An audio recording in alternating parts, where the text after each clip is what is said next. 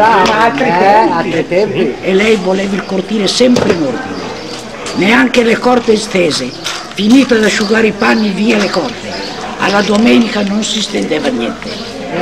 E lei tutte le mattine alle 6, con la scopa zamponin, scopava tutto il cortile, era sempre in ordine.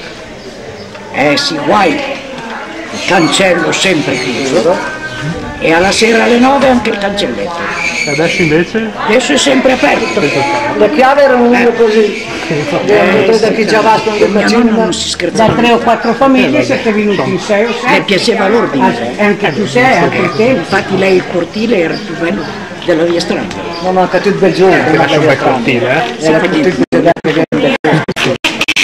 Ogni c'era un vaso così, quelli lì tutti lavoravano. Quello